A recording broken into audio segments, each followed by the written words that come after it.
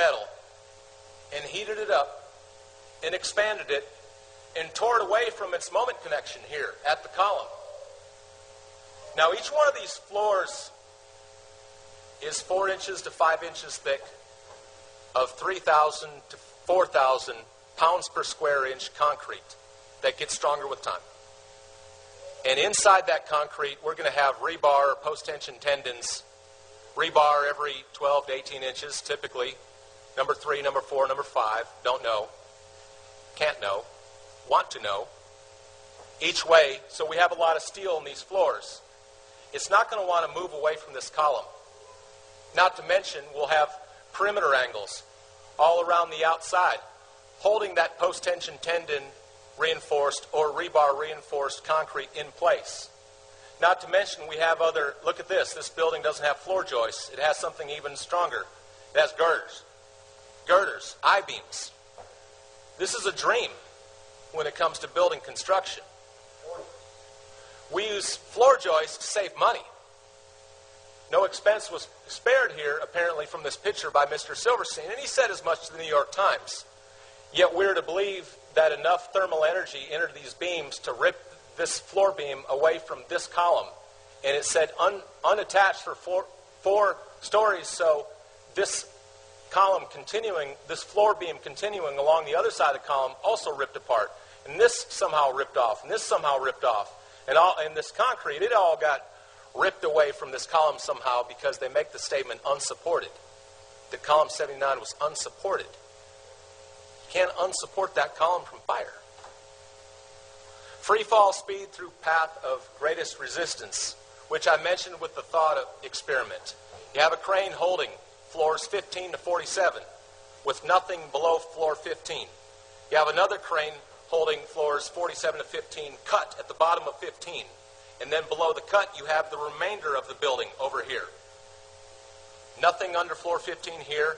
The building cut under floor 15 here. Both of the tops of the buildings being supported by cranes. The crane drops both, and which will land first? The one with no building underneath will land first, but that's not what happened. They landed at the same time on 9/11. So we have, fortunately, many people looking at the video evidence and applying the physics, Newton's laws of motion, to the free fall collapse video evidence. And what we find out is below floor 15 for 2.25 seconds, absolutely no resistance was given to the upper portion of that building.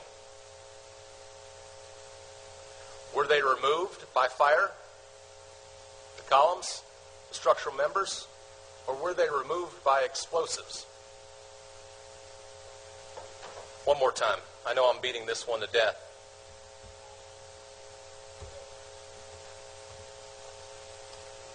But it's important that we see this and ask, do we believe what the experts tell us, or do we believe our lying eyes? Well, this physicist plots that we have approximately free fall speed. And I like debunking logic. Early on, we heard free fall speed. And it's true that NIST admitted just last year that for 2.25 seconds of the fall, yes, in fact, free fall speed was achieved.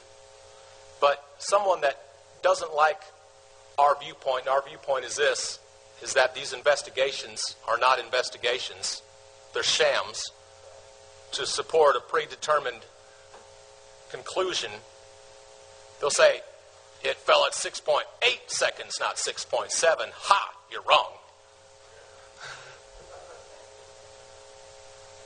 An unfair comparison. So it walks like a controlled demolition. It talks like a controlled demolition. It smells like a controlled demolition. But of course it wasn't a controlled demolition. No. Controlled demolition on the right. Likely controlled demolition on the left. Is this unfair? Now here's the magic 8 stories that gave no resistance. No resistance. Not minimal resistance. None. B disappeared. There was thousands of tons of structural steel in concrete, and it gave no resistance. All of the gravitational potential energy of section C is converted into kinetic energy per the law, conservation of energy law. So it got violated. I don't think you can violate those laws of thermodynamics and physics. No one has yet. Yet on 9/11/2001 they were. Here's some of the members of the inner core of World Trade Center 7. And you can see the web address at the top. And if you've worked with these buildings before, you'll notice something about Series 14 W-shaped I-beams. And if these were on the outer exterior portion of the building, we may call it a windbrace. And alternatively, you can put extra moment connections, welded or bolted in, critical slip connections, etc. But what you'll notice is not the first part of this number of this 14 series I-beam, it's the second of this beam that's anticipated to act in compression predominantly. This second number means 655 pounds per foot. It's a lot of steel. Over here, a build-up member, 790 pounds per foot. And down here, another build-up member, acting in a beam fashion, 1,060 pounds per foot. This isn't going to want to fall. It won't fall easily. It takes a lot of work to get one of these to fall. Yet we're given this gross distortions. Caused by what? Building 79 detaching because of office fires, because of burning, smoldering, smoking computers and coffee cups and books and papers and carpet and chairs and desks. Whatever a fire consumed did all this.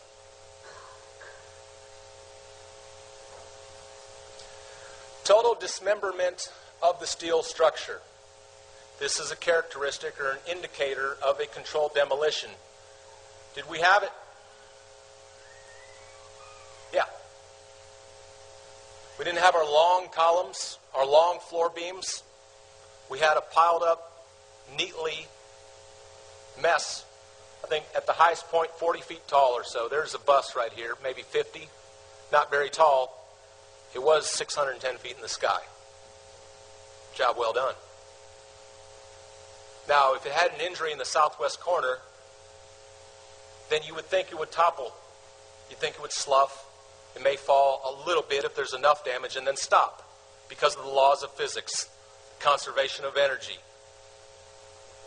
buckling theory. But no. Minimal damage to adjacent structures. Good job. Good job. Now this, I believe, was debris from the North Tower. And also that corroborates with the damage we saw in the southwest corner of Building 7. Sounds of explosives. Did people say they heard explosives?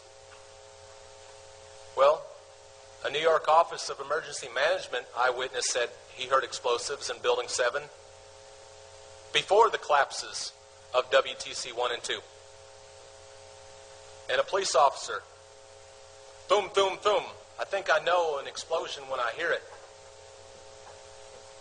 Police officer, first responder, ground zero worker who had to inhale all that dust that we were told was safe to inhale on the 16th by our EPA. Kevin McPadden, former Air Force Specialist Operations for Search and Rescue. He said he heard WTC explosions.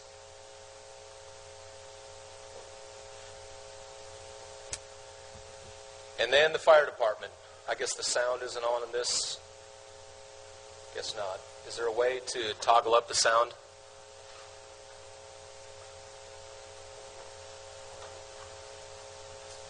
We'll find out.